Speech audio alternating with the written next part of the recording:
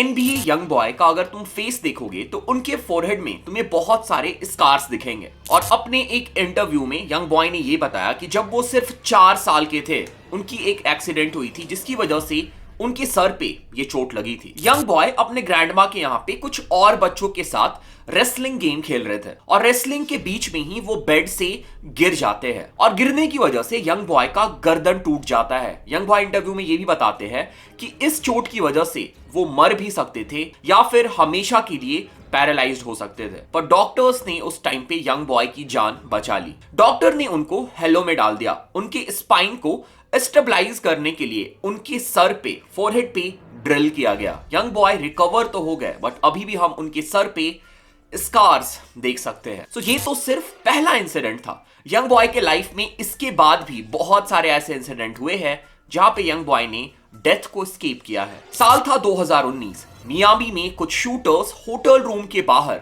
Young boy और उनकी girlfriend के कार में गोली फायर करना स्टार्ट कर देते हैं। इस इंसिडेंट में यंग बॉय तो बच जाते हैं बट उनकी गर्लफ्रेंड को गोली लग जाती है। और चीजें सिर्फ यहां तक नहीं रुकी है। इसके ठीक 1 साल के बाद यंग बॉय ये बताते हैं he almost again died in another drive by। और इस ड्राइव बाई के बारे में यंग बॉय ने अगले दिन अपने IG लाइव में भी बताया था, पर यंग बॉय ने इस इंसिडेंट के ऊपर ज्यादा डिटेल्स रिवील नहीं किया। सो लिटरली हम ये देख सकते हैं कि यंग बॉय 4 साल की उम्र से डेथ को एस्केप कर रहे हैं। बट सवाल ये है कि यंग बॉय ये एक्चुअली कब तक कर पाएंगे। यंग बॉय के करेंटली मल्टीपल बीफ चल रहे हैं और यंग बॉय को अभी भी डेथ थ्रेट्स मिलते रहते हैं।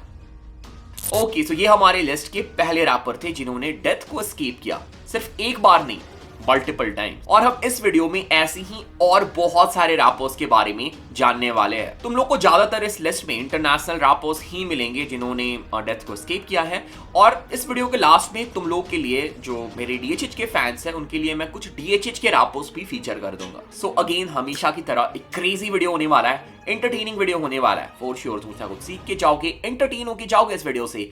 वीडियो को लास्ट तक देखना, बिल्कुल भी स्किप मत करना। वीडियो में आगे बढ़ने से पहले check the song of the day. दिल कट के ले गई कुड़िए, ले गई तू दिल मेरा, चाहूं तुझे सारी रात मैं रहूं तेरे साथ, मैं हूं कि तेरा।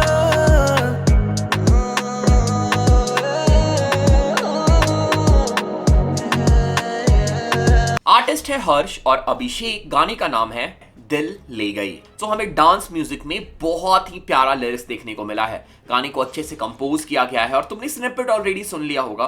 तो अगर तुम लोगों को स्निपेट पसंद आया है तो मैंने गाने का जो लिंक है वो डिस्क्रिप्शन में डाल दिया है। लिंक में क्लिक करना और भाई लोगों के कमेंट में जाकर ड्रॉप कर देना। तुम रैपबॉट के चैनल से आए हो, रैपबॉट ने भाई लोगों को ढेर सारा प्यार भेजा है। सो भाई लोगों ने बहुत सही काम किया है, सिंगिंग बहुत सही है, मुझे तो ट्रैक बहुत पसंद आया। सो अगर तुम सपोर्ट करना चाहते या फिर कोई फीडबैक देना चाहते हो भाई लोगों को तो तुम जाके सपोर्ट कर सकते हो और भाई लोगों को प्यार दिखा सकते हो।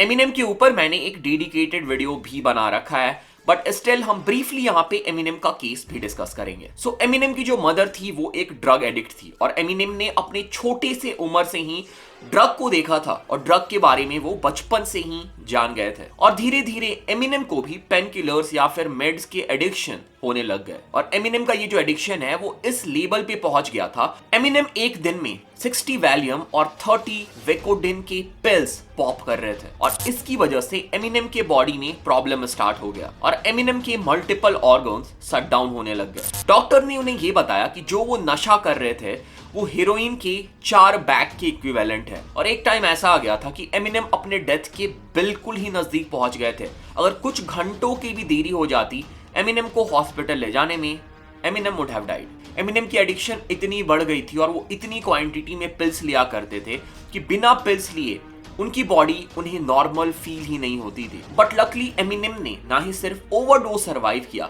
बल्कि वो अपने एडिक्शन से भी बाहर आ गए और एमिनेम अभी तक 2022 तक क्लीन है।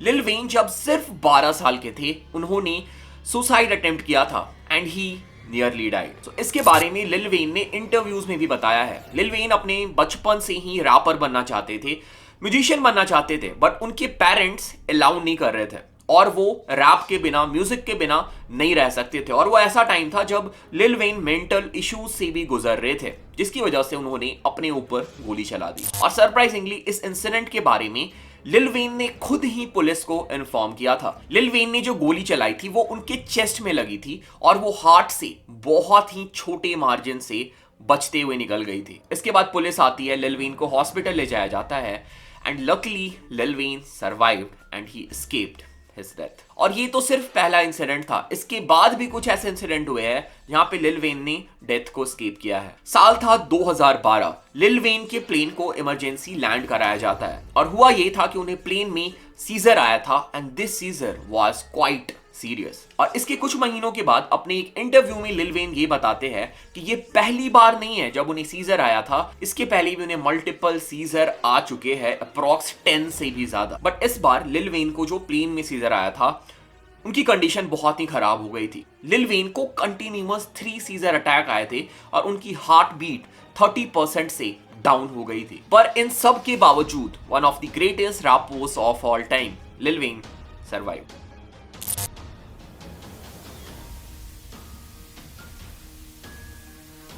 पोलो G is one of the youngest rapper जो कुछ सालों में बहुत ही ज्यादा पॉप कर रहा है। बट एक टाइम पे इनकी ड्रग एडिक्शन ने ऑलमोस्ट इनकी जान ले ली थी। साल 2019 में पोलो जी ने ड्रग ओवरडोज कर लिया था। कॉम्प्लेक्स को दिए हुए अपने एक इंटरव्यू में पोलो जी ये बताते हैं कि जब उनकी आंख खुली वो हॉस्पिटल में थे और वहां पे उन्हें ये बताया जाता है अगर उनको हॉस्पिटल लाने में कुछ मिनट भी लेट होता तो उनकी जान चली जाती। पोलो जी ने यह भी बताया कि उस दिन उन्होंने एक दिन के अंदर ही 17 पिल कंज्यूम कर लिए थे, जो कि 15 जेनेक्स और 2 एक्सटेसी के पिल्स थे। और इस ओवरडोज को सरवाइव करने के बाद पोलो जी एक बार फिर से ओवरडोज करते हैं एंड अगेन बहुत ही मुश्किल से वो इस ओवरडोज को भी सरवाइव करते हैं।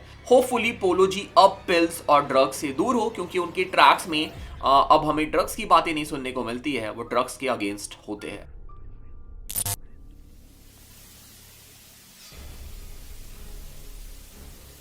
तो इस वीडियो में 50 सेंट फीचर ना हो ऐसा कैसे हो सकता है? कोई भी बंदा जो 50 सेंट को अच्छे से नहीं जानता हो या फिर उन्होंने 50 सेंट के गाने भी नहीं सुने हो, अगर तुम 50 सेंट के बारे में उनसे पूछोगे तो वो 50 सेंट के ऊपर जो 9 गोली चलाई गई थी उस इंसिडेंट के बारे में तुम्हें जरूर बता देगा। ईयर था 2000, क्वींस न्यूयॉर्क में 50 सेंट के ग्रैंड मदर के घर के बाहर 50 सेंट के ऊपर गोली चलाई जाती है और 50 सेंट को 9 गोली लगती है। मल्टीपल शॉट उनके लेग पे लगती है, कुछ उनके हैंड पे एंड इवन उनके फेस में भी गोली लगती है। इस शूटिंग में 50 सेंट के दोनों पैर बुरी तरह से टूट जाते हैं। 50 सेंट को हॉस्पिटल ले जाया जाता है एंड सरप्राइजिंगली वो इतने ब्रूटल अटैक को सरवाइव कर जाते हैं। और ये जो इंसिडेंट हुआ 50 सेंट के साथ, ये जो इंसिडेंट हुआ, इसे देख के हम साफ ये बोल सकते हैं 50 सेंट एस्केप्ड हिज डेथ।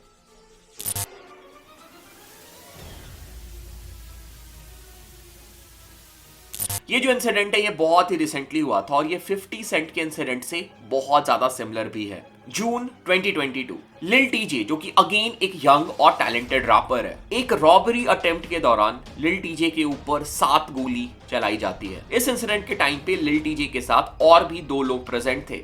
लिल टीजे को मल्टीपल गोलियां लगती है और उनके फ्रेंड को भी इस शूट आउट में एक गोली लगती है। स्टार्टिंग में लिल टीजे की जो कंडीशन थी वो बहुत ज्यादा सीरियस थी और सीरियस होगी भी, क्योंकि एक गोली नहीं लगी थी उन्हें, मल्टीपल गोलियां चलाई गई थी उनके ऊपर। But again surprisingly he survived और अब वो बिल्कुल ठीक हो चुके हैं और हमें उनके साइड से कुछ ट्रैक्स भी देखने को मिले हैं।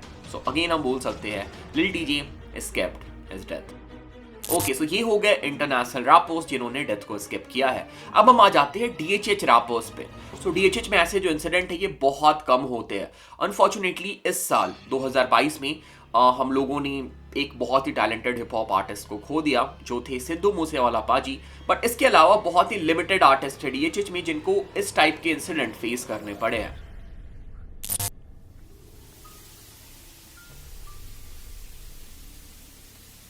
सो एमसी स्टैन डीएचएच के ऐसे रैपर है जिनको अपने करियर के स्टार्टिंग से ही लीगल प्रॉब्लम फेस करनी पड़ रही है। और एमसी स्टैन ने इस इंसिडेंट के बारे में कोई इंटरव्यू या फिर कोई न्यूज आर्टिकल में ऑफिशियली नहीं बताया है। बट एमसी स्टैन का जब एल्बम हमें देखने को मिला था जिसका नाम था तड़ी पार, ऐसा माना जाता है कि जो उनके रियल स्टोरी में बेस्ड है, तो उसके टाइटल ट्रैक में उन्होंने एक इंसिडेंट के बारे में बताया है जब एमसी स्टैन के ऊपर अटैक हो गया था। और एमसी स्टैन ने अपने ट्रैक तड़ी पार में ये बताया था कि इस इंसिडेंट से वो बहुत ज्यादा घायल भी हो गए थे, बहुत ज्यादा उन्हें चोट लगी थी, वो हॉस्पिटलाइज हुए थे।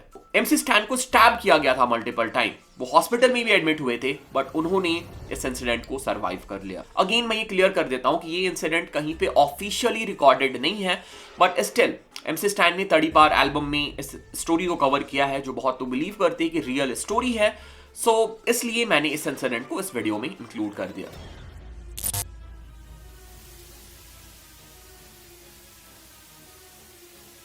ओके, सो ये जो आर्टिस्ट है ये हिप हॉप आर्टिस्ट तो नहीं है, but he is a popular Punjabi artist. साल था 2018, परमीश वर्मा के ऊपर एक अटैक हुआ था। परमीश वर्मा के चलती गाड़ी के ऊपर उनके ऊपर गोली चलाई गई थी। कोशिश तो उनको मारने की ही की गई थी, बट गोली परमीश वर्मा की नी में जाके लगी। गोली लगने के बाद भी परमीश वर्मा ने गाड़ी नहीं रोकी और वो हाईवे तक पहुंच गए। हाईवे पहुंचने के बाद भी जिस बंदे ने गोली चलाई थी वो उनका पीछा कर रहे थे, बट परमीश वर्मा और उनके फ्रेंड वहां पे हाइड हो गए और उन्होंने डेथ को स्किप किया। और सबसे ज्यादा सरप्राइजिंग चीज ये हुई कि जिस बंदे ने गोली चलाई थी उस बंदे ने अपनी पिक्चर बंदूक के साथ फेसबुक पे पोस्ट की, ये बोलते हुए कि वही था जिसने परमीश वर्मा के ऊपर गोली चलाई थी।